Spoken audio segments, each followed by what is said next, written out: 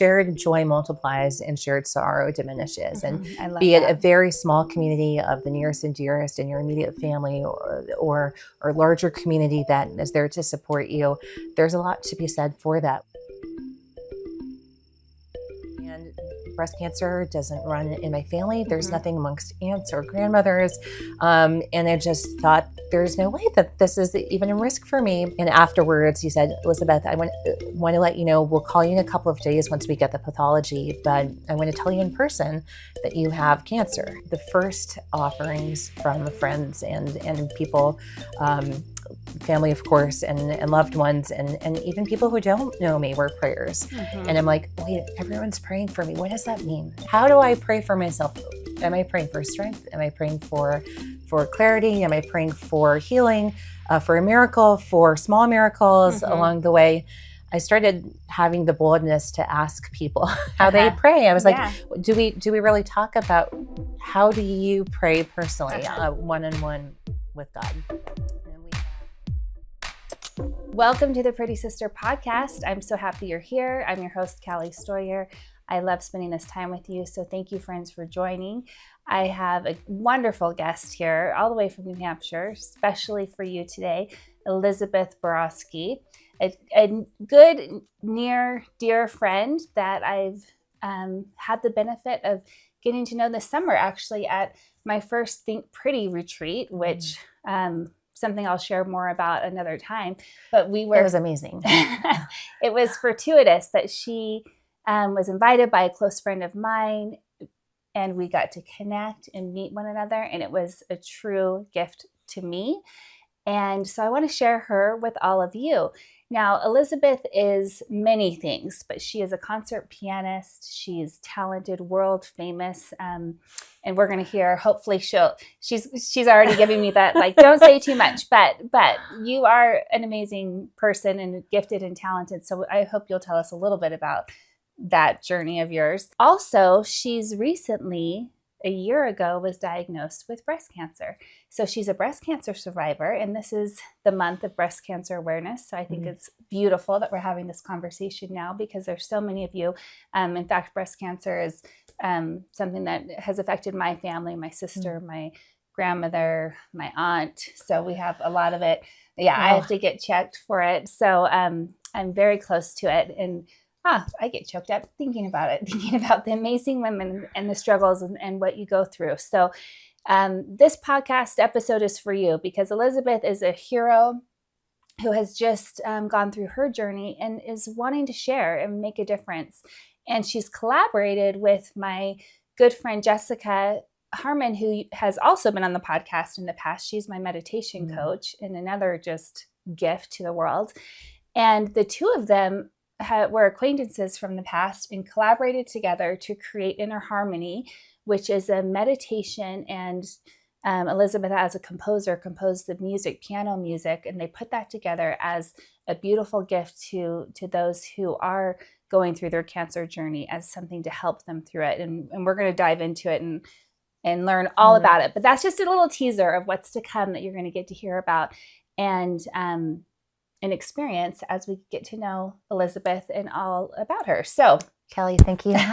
And thank you for having me on your program. Very special to be here and to reconnect. Yes, I know. We hadn't seen each other for a couple months now. So this is really fun. Okay, Elizabeth, before we get into the current project of Inner Harmony that is releasing tomorrow, so exciting, let's just back up and do just brag for just a minute. Just give our audience a little bit about your pedigree of... Yeah, sure. Someone actually asked me the other day, what is a concert pianist? And I would say, typically we think classical music, which is the case in my life and career. I started at the age of 4 and was performing internationally at age 8. My first performances were in Bulgaria. And music has taken me around the world to places like... So you're like a child prodigy music. It's hard for me to see it from that. One of the things that we learn from music is a healthy sense of self-critique, right? So I always see the things that I can do better. I also work... Don't we all do that? We always see... with so many brilliant young students now as a teacher, and I just see their gifts and I go, wow, I think they're so much better than I was. and want to celebrate that. But music has been part of my life since the very beginning. My mom's a musician. I don't remember life before piano at all. It's just what I did and have always done.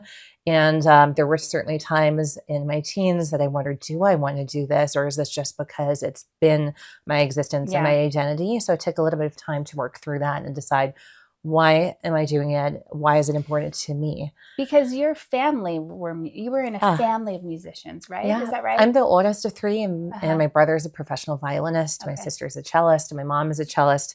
My dad's background is actually political scientist and sociologist, but he turned music manager to support the family as well. Worked with many other musicians. So this was absolutely our identity. Growing up in Maryland, people would go, oh, the Borowsky family. Yes. Oh, you're the daughter of Cecilia, this amazing cellist. So I wouldn't say that it's something that I took for granted, but it's something that it took a little while before I reconfirmed it for myself. And a lot of it came through teaching, actually. That was a big stepping stone for me to break down all of these decades of work into something simple and in bite-sized pieces for beginners of all ages. And I found that I love that. So do you mostly take other more advanced child prodigy type musicians, or are you working in all levels? I would imagine it takes a special person to be trained by you.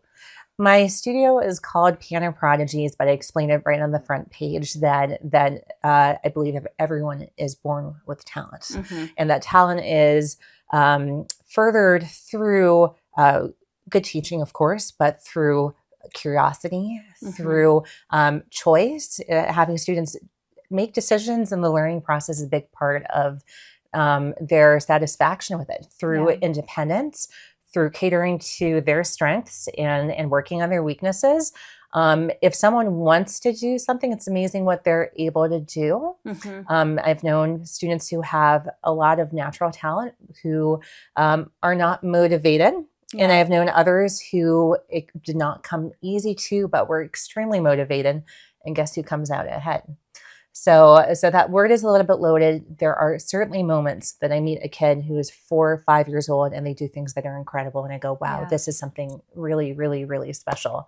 But it's the process that fascinates me. It's the progress that we're after. I'm not looking to train a whole studio of performance pianists out there.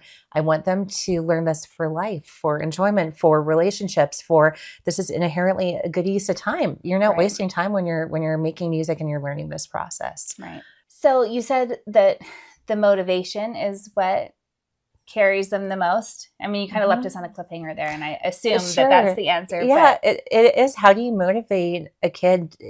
Maybe it's their parent who's signing them up for lessons, but how do you allow them to make that choice? And that's something which, like I said, came to me a little bit later on. And maybe it was other businesses that I went to, and I'm like, oh, why do I keep going back to this yoga studio or this hair salon or something? What is it about that experience that makes me feel like I'm looking forward to being there? And how do I put that into the music experience for my students? And there are a few things. I mentioned choice. I would say that if we are working for a book, from a book, that they don't have to do every single piece in the book. Each unit has 5 pieces. So let's pick the 3 that they like or the 2 that they like. If they're going to play a Mozart sonata, well, Mozart wrote dozens of sonatas. Let's pick the one that they really like. And the list goes on from there. I write music for my students. I call them gummy vitamins. I forget to take my vitamins unless they're gummy vitamins. And then I'd like more of them than the daily allowance actually is. So the music's written in a style that appeals to the kids and to the teens, but is full of these nutrients, artistic or technical skills that I want them to learn. Performances, that motivates us. Performances can scare us as well. So working towards positive performance experiences through group classes, through performing in retirement homes or the local shopping mall, so that it's something that you get used to and more comfortable with step by step. And then I would say identity as well. Pianists don't carry their instruments around with them. So that they live their lives and no one knows that they play piano. And you have the athletes wearing their jerseys and dancers. You can see that they belong to these clubs So I ended up getting sweatshirts and t-shirts done for my t-shirts, fun. and they're fun. They have our 88 keys, 10 fingers, no problem on the back. So people know that they play, and that they know that there are other kids that are playing and working hard and Yeah. practicing. And so they're part of this group I experience. love that, because I'm a big believer that we need to celebrate each other and be able to understand and see each other's gifts and lights and talents. And so that gives kind of a way for that group of students to celebrate one another and to show, you know, what they're doing. Because sometimes it takes us being willing to be a little bit vulnerable to share what we have so that others can celebrate us, right? It's a two-part thing. We need to celebrate and be willing to celebrate others. But if we don't know what they're doing and they're not shining their light at all, then we can't jump in and do that. Okay, so I love that you are thriving as a piano teacher now. And so you've been in the groove of doing that. And then last year, let's talk about the cancer diagnosis, because that's going to lead us to what you're doing now. What was that like for you? Go back to that time and let's talk about the hard and then the lessons that you've learned. It's been almost an entire year. It was last November that I met with my primary care provider, and she said, you need to have a mammogram. And I had them in my 30s due to something that they found and wanted to follow. And so I was like, you know, I had the last one a few years ago. I'm good. Turned 40, was in denial about that. And leading a really busy life. And breast cancer doesn't run in my family. There's nothing amongst aunts or grandmothers. And I just thought, there's no way that this is even a risk for me, but fine, if she's insisting, I'll go. And then they asked for a follow-up, and then they asked for another follow-up with a biopsy. And I thought that they're just erring on the side of caution, safety and caution. Yes. So it was, so when the radiologist came in and he introduced himself, we live in a smaller community. And he said, I've been to your performances. I don't know who he was. He knew who I was, which was very comforting to have that personal connection. And afterwards, he said, Elizabeth, I want to let you know, we'll call you in a couple of days once we get the pathology, but I want to tell you in person that you have cancer. And I just, this was an appointment I went by myself thinking that okay, fine, I'm satisfying their desire to put on the record that they've done everything just in case. And then I thought, okay, well, maybe it's really small, maybe it's really early, maybe it's something that's not aggressive. And as the information comes in, it's exactly the opposite. It was on the larger side, immediately put into a T2 category. It is aggressive, a high ONC score, all these things that I thought are not possible, scenarios. Right? I mean, it could be worse, but still a lot of unknowns. And they're like, we don't know if it's in your lymph nodes. We don't know if it's in other organs. We don't know if it's in your bones. Maybe you won't need chemo. I remember writing that down. I'm like, okay, great. And then more tests come in and they go, you definitely need chemo.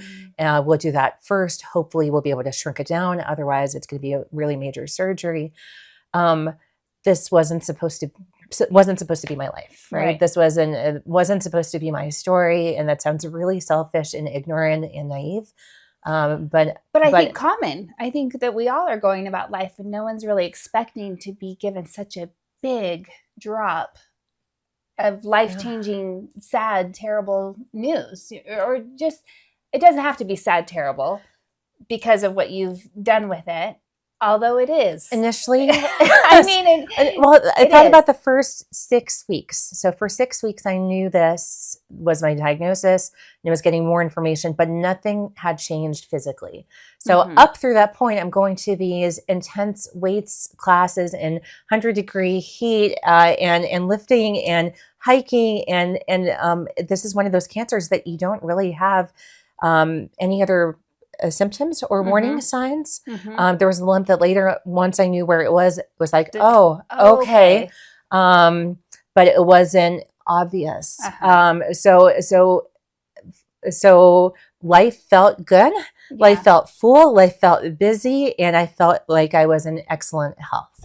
And so for these 6, shocking. It is, right? Right. It's not like, oh, something is wrong, but I can't figure out why something is wrong. So essentially for 6 weeks, I'm waking up every morning, ready to start my day. And then the first thought is, oh, I have cancer. Or I'm in a moment and playing board games or out to eat with friends. And suddenly there's this realization. It's these two worlds that I'm suddenly shifting back and forth between.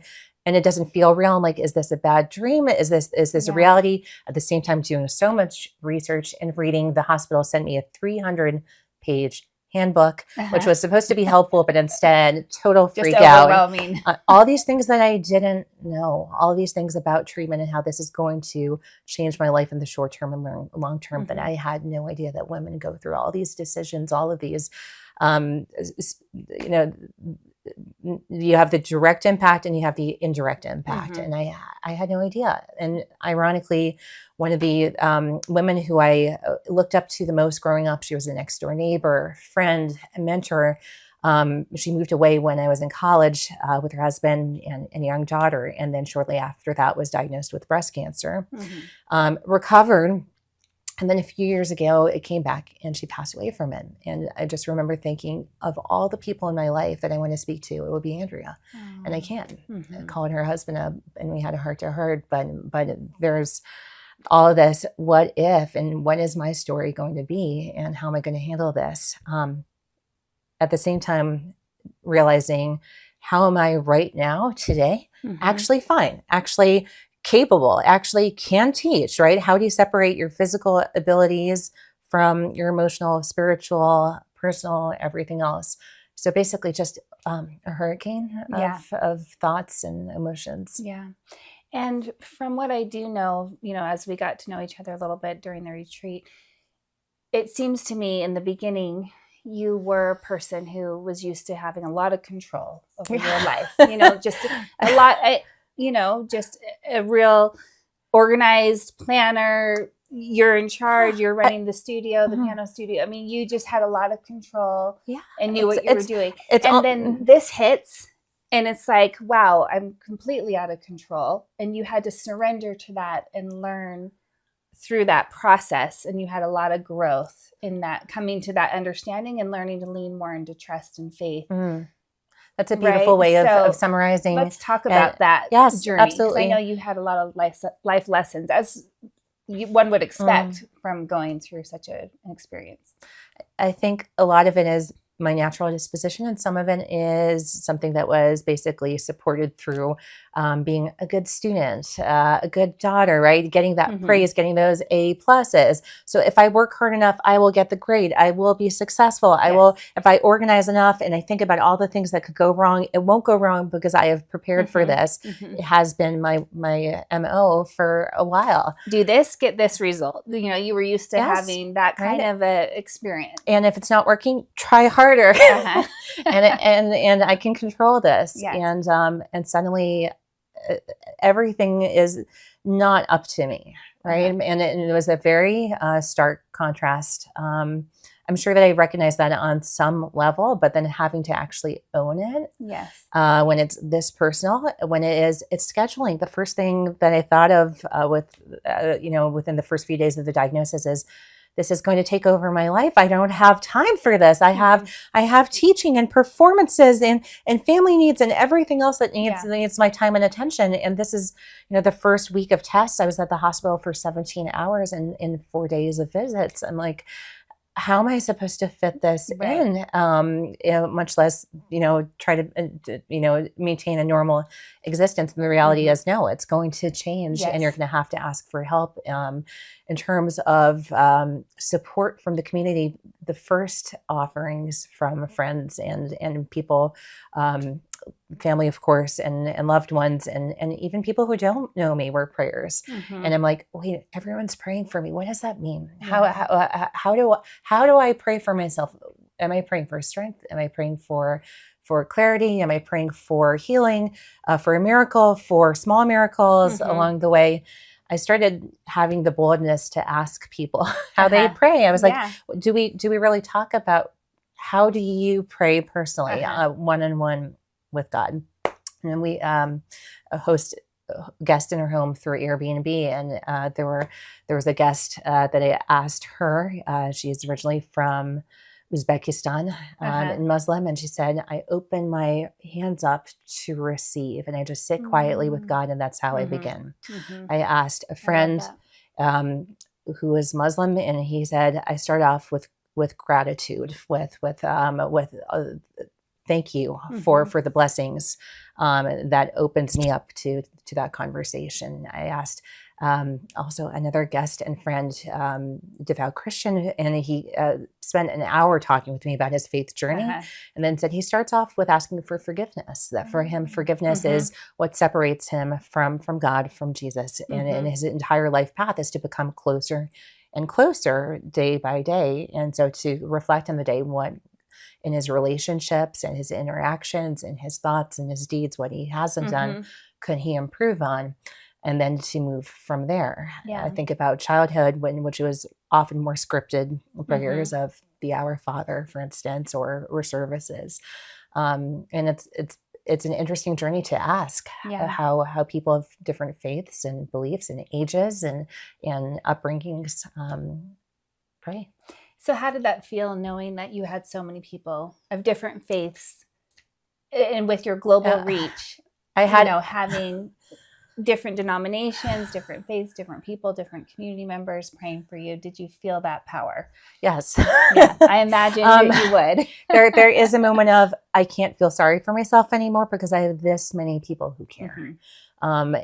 Yes, there were messages coming in from Lithuania and from China and from Cuba and from Argentina and from Omaha, Nebraska, where I taught in summer programs, and yes, Jewish and Muslim and even agnostic, or I'm dedicating my yoga practice to you, and Catholic, and the list goes on. To be supported in that way, never underestimate what it is to tell someone that you're praying for them. Because when you're in the receiving end, you start to really understand that you're being supported, lifted up. I've had students tell me, oh, my grandmother's neighbor is praying for you. My father's church is praying for you. I mean, and then I've had many people say, can I pray with you too? Yes, of course. There's so many things that I can say have been small miracles. I was reading the stats and refreshing on them before coming in here. One of the chemo treatments that I went through has a very high risk of neuropathy, which would be loss of sensation or pain or tingling in the hands, in the feet. And for me, if you had that in your hands, that could be a deal breaker. Yes. And I had talked with the doctors about this. They said, let us know on a week-to-week basis. We still think that this is the best way to go because you need this. And initially, they actually were asking me to sign up for a study, which I became part of, but I was in the control group, not in the immunotherapy group. And the control group required me going through the harsh chemo types. And so I was devastated. I was like, why was I not cast in the immunotherapy group? And now I'm going to be receiving this chemotherapy that they said, has these huge risks. 80 to 97%, depending on the studies. And 60% of those are chronic. And I thought, okay, this could change your whole career, my life, my everything. So what did the prayers manifest in? Is it the healing? Is it the wisdom of the pharmacist who said, let me look into this for you. And here are a couple supplements that I want you to take. Is it the nurse that came in and said, I think we have some cooling mitts in the back. There's some research that shows that might be helpful. Here, take these home with you. Is it body's response to hydrate like crazy? The list goes on and on, the direct and the indirect impacts. But I like to think that God is just in all the little details. Everything. Yes, exactly. And so all the power that we can receive, all of the help, I think it is intentionally there for us. And the more we recognize that, the more we can even experience the miracles that are all around us, which I think that you definitely did experience. There are these little stories that came up. So for instance, I was driving home to my parents in Gettysburg, Pennsylvania, and it's a nice 10-hour drive.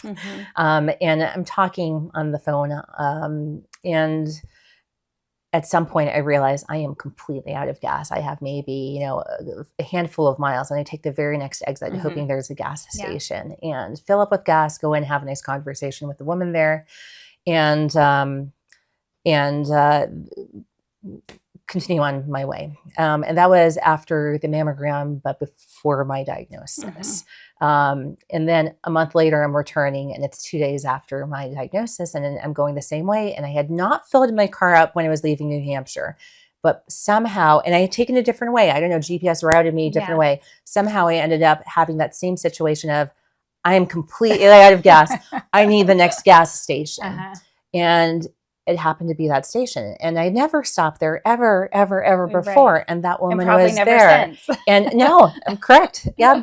And I had a few experiences within those few days of moments of connecting with strangers and realizing that they will help me through this one way or another. And I'm like, what are the odds? And should I say something that would be weird? Like, am I meant to be here? Then I'm seeing you again. You probably don't remember me. She remembered me from the Thanksgiving trip, in which, I don't know, we had exchanged a few words. Yes. And her daughter had gone through breast cancer, and we had a meaningful discussion in which some of the advice that she gave me has been so helpful in these months. Wow. That's amazing. I call those divine signatures, just little tiny miracle moments that you can't make up and you can't, statistically recreate. Right. But you can try to explain it. And you can't really explain it with logic, but they happen nonetheless. And they make a difference in our lives tremendously. And those are the things, those little details that I feel like if we recognize them more and give credit where they're due, just, understanding that this is God's grace being given to us to help us, then we can feel that strength and that power. I think what it's really doing is helping us to let go of some of that control and trust more, knowing that, okay, there's a universe, a God that created the universe that is aligning so that all things will work out for my good, for my purpose, so that we can learn through the challenges. We know that we're not alone, that people are surrounding us, helping us.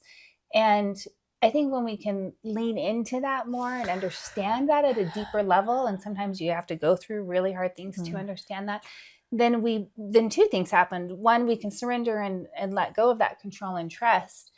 And as we do that too, I think we can be there for each other more, right? Because we're allowing that conversation to be meaningful and to remember it and realizing, oh, that's helping me. And we're allowing people to help us. How are you part of someone else's story too? Yes. Right? And then we allow ourselves to also then help others. And so it's that, right. And I think that's why we can let go and trust, because we realize, oh, we're not in this alone. Like, we're all part of this greater purpose of helping one another. And I just think it's so important that we recognize that and that we get in and we do that so that we can, I think it takes preparing ourselves to be there for others and the willingness to kind of whether that's speaking up or willingness to serve, willingness to show up. I mean, it can come in so many forms, willingness to sit down and have a conversation like we're having, hoping that it serves somebody else. So many different ways that we can do it that can be big or very small, like that little tiny conversation, but they can make such a difference in other people's lives because we are all in this together. I have had so many people support me in so many ways. Those from a distance who sent a message, who sent words as to something that I did or said years ago that they've carried with them and they wanted me to know, that I long had forgotten about. People in my community who brought meals over, friends who brought me to chemo, a friend who said every Monday we'll take a walk together. It felt beautifully scripted in that it was so balanced. There was never a day in which there was not something happening. And I thought, how is it possible that it's never so much that, oh, I can't stay on top of these messages.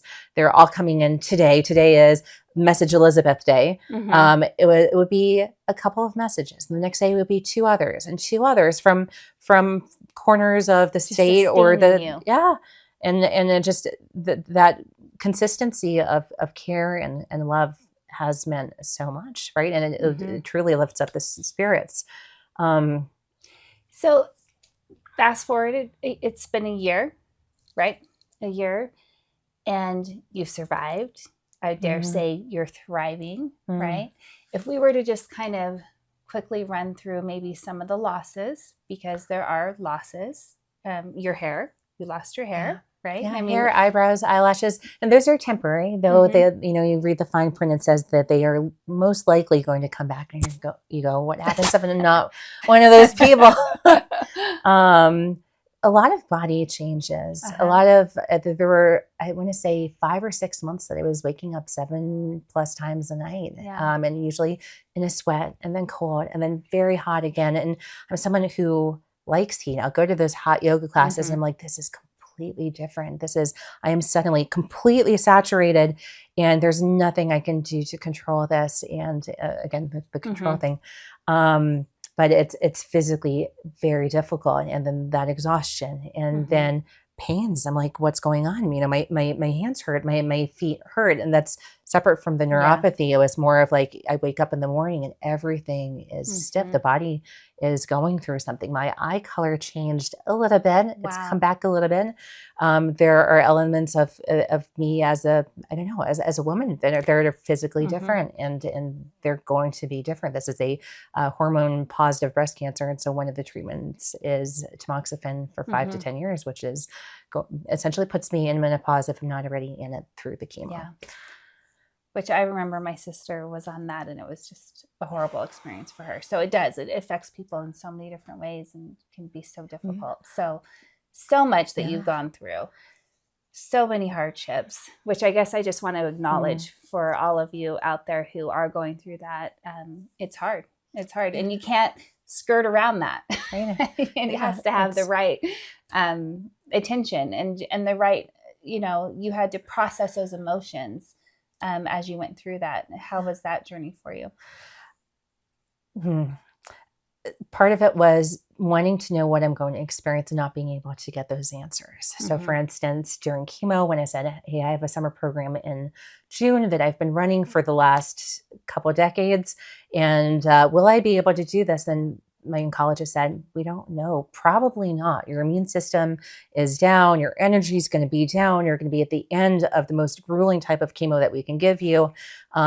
Probably not. And I'm like, what about the one in July? We don't know. What about the one in August? And in the musical world, we're planning in advance. Yes. We need to know, will I be able to play this program, collaborate, teach? Otherwise, I have to give it up and say, please try to find someone else, or for my program, who can I bring in that can recreate the tasks that I normally, the functions that I normally take on. And that goes along with the side effects, everything from the nausea to the exhaustion to, what is radiation going to do? What is, the 2 weeks after surgery, much less the time after that, a lot of unknowns. And I understand right now, we know so much about our bodies, and yet so much is a mystery. Yeah. They cannot plug a wire in and know exactly what I'm feeling and thinking, and exactly all the levels, despite all the blood tests and all that amazing and everybody's information. Individual. Yeah, it's a different journey. And so it was hard to grapple with what could be the worst case scenario, and kind of hope for the best case scenario, and realize that there's going to be a little bit of both all the way through it. So now, a year later, yes, what would you say to that girl?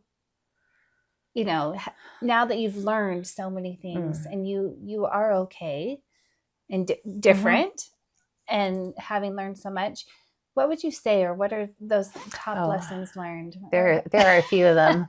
There's a little sign in my kitchen now that I picked up in a thrift store, and it says, "Don't count the days, make the days count." And I'm sure beforehand I would be like, yeah, that I don't need that. Yeah. And I get that. How am I right now, right here? I'm with a friend having a conversation that we get to share, and I feel great, and I'm amongst friends in a beautiful place. So can I control what I'm going to feel like, or what tomorrow or next week or next year is going to be like?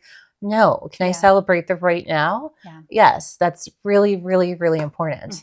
I always say life is happening in the present. I mean, that's where the magic is. And if we can just control each day, or not, I hesitate to say the word control, because we don't have a lot of control, but if we can just live in each day to the fullest and be joyful and choose joy and choose, those best thoughts, then if we can discipline ourselves to do that, and I call it protecting our happiness, because we are the only ones who get to, to decide how we're going to feel. Lots of things are happening to us and around us that are outside of our control, and we only get to control our response to that.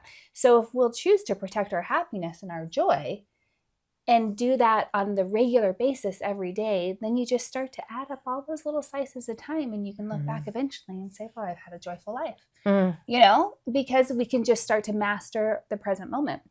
So I love that you're doing that you're realizing, in this moment, I'm having a wonderful experience. And that's what we've got to do again and again and again. Right.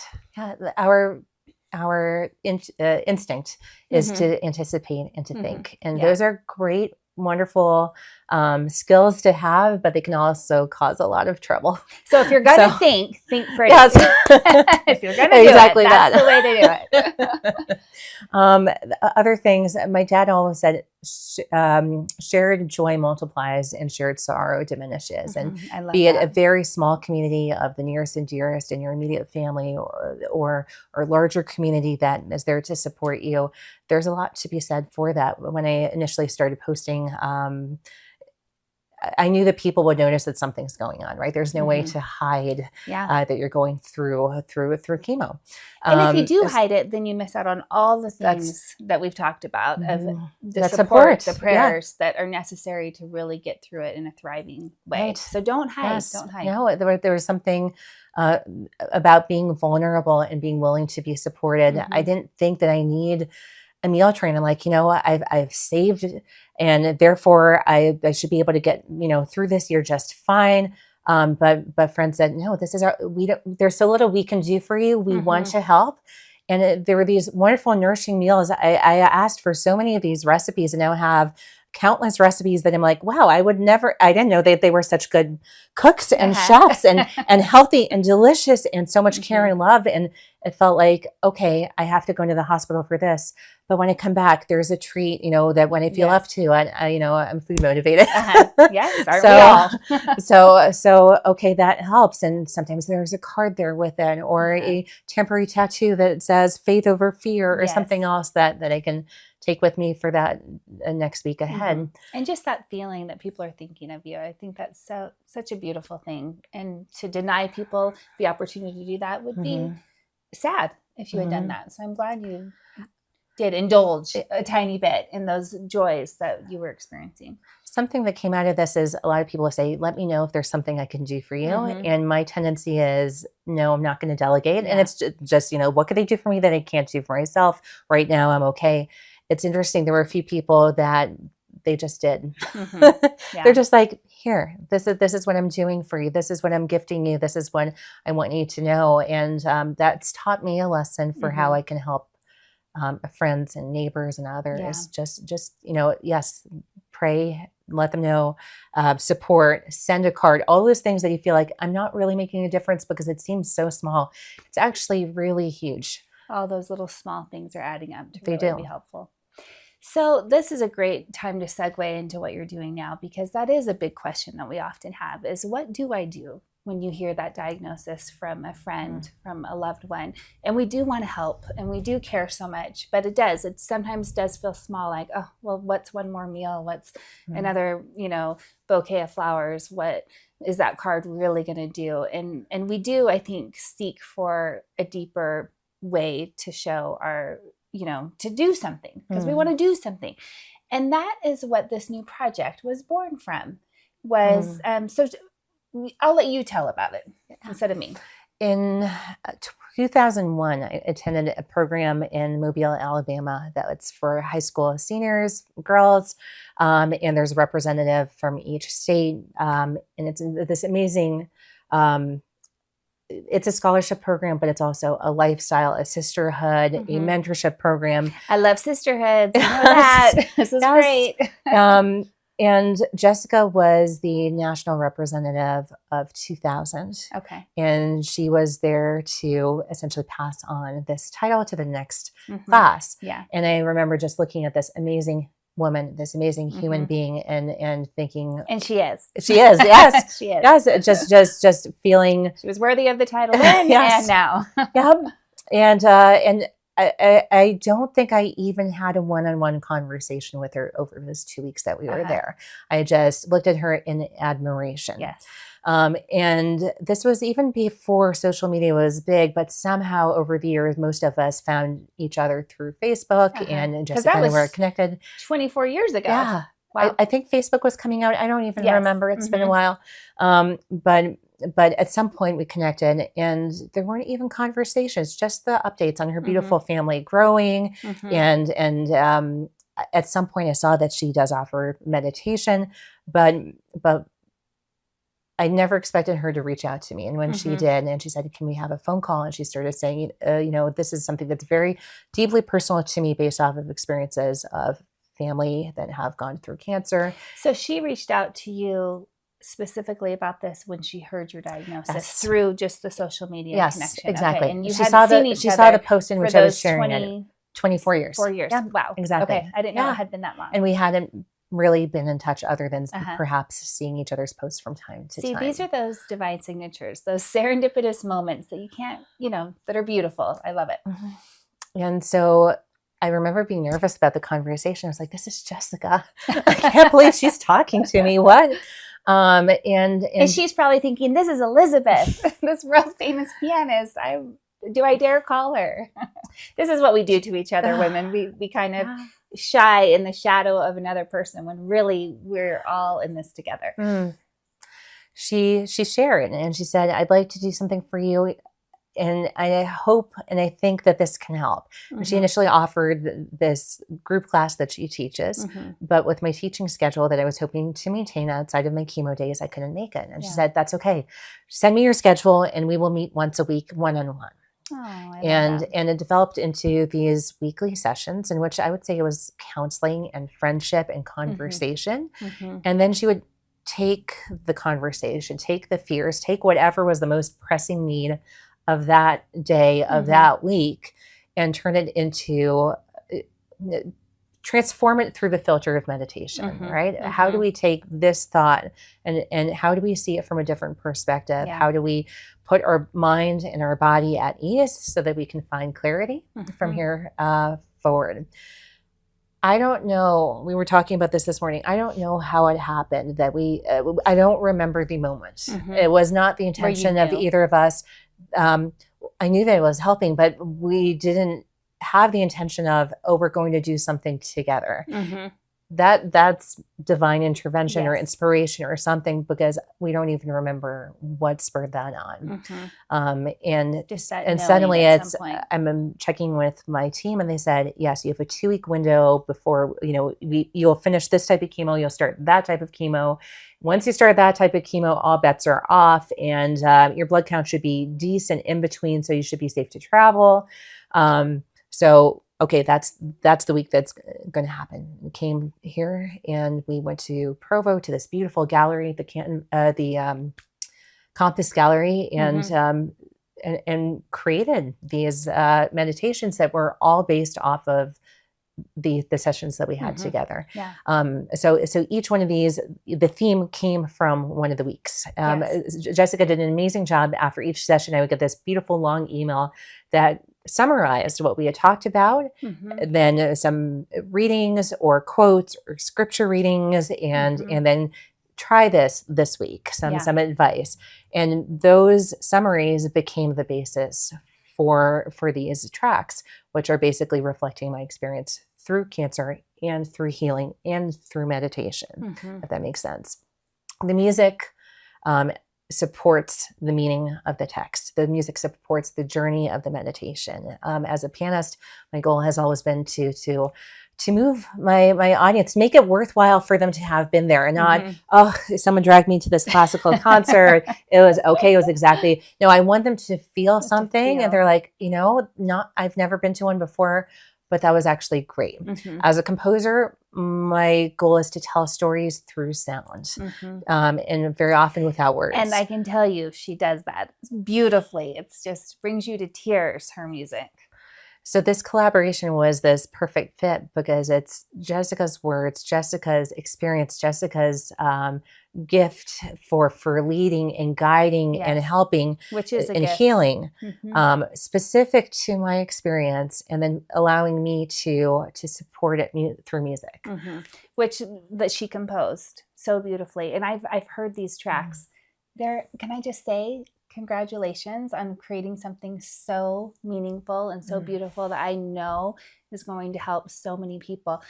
And it's a series of eight different pieces. That sounds right. Does that sound right? I think around I should there. know that. Yes. And they're just anywhere from 5 to 8 minutes long, Yes. approximately. So these are meditations that Jesika is my meditation coach, and I do live sessions with her weekly. And I'm so glad to have her voice in recording now. And I'm not even going through cancer, but we all go through something. And so you don't have to be going through cancer for this to be meaningful for you. Because I think that you've identified different fears and feelings and emotions that one would go through during their cancer journey, but that is not limited to just that one experience. Absolutely. I think it's just a very sadly too common experience that many women have, but we experience those same emotions in a myriad of trials that we go through. Callie, I would say that they were all present in me before this.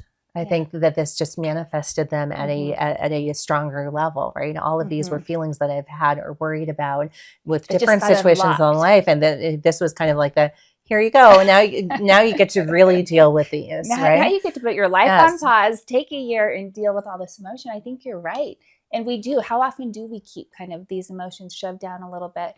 And then they come up and surface when we're going through a trauma or through a challenge. And so this is such a gift to all of you women to be able to have them, this beautiful music, Jesika in your ear. I would suggest wake up in the morning and put it on. Or I was even listening to them while driving the other day, not to put me to sleep, but to just there is one for sleeping and to contemplate. But but when you're going through some emotional turmoil, then put these tracks on and listen and have the help and support that you need from other pretty sisters that understand, that have you, that got you. And when you are wondering, when you hear that somebody else is going through a challenging, whether it be cancer or anything that they might be going through, then offer this, that it gives you something else that you can do, that you can send this track of music called Inner Harmony. It's on Spotify. Yes, iTunes. There are going to be videos on YouTube. I think they're coming out today, and they show me hairless and in the midst of this treatment, right? But they're beautifully shot, so you can see Jesika's face as she's guiding the meditations as well. But I wanted to say, yes, 100%. These are of a breast cancer journey. Therefore, they are inspired by this. But I'd like to think that they're far more universal than even cancer or illness. Some of the tracks are, I can't do this alone, but I am not alone. There's more to this than I can see. I am more than my body, right? We age, our body is changing, and we got to let go of our looks, There's only so much of it that it really is who we are, and the older I get, the more I realize it's very little of who I am. It's who I want to put out to the world. But for these few months that I couldn't really control that, it really shifted my perspective on that. There is a track that is mantras and affirmations. There's one for those moments in which you're too wound up, your mind is running and you can't sleep, and it's a body scan, but it's also a way of really just calming the mind. Meditation was brought to me by the dad of one of my students some 15 years ago, and I really didn't do much with it then, but I do remember when he told me about it. And now I can go, yes, now I understand. Thanks to Jesika's work with me, this is now something that I can take and implement in my life moving forward.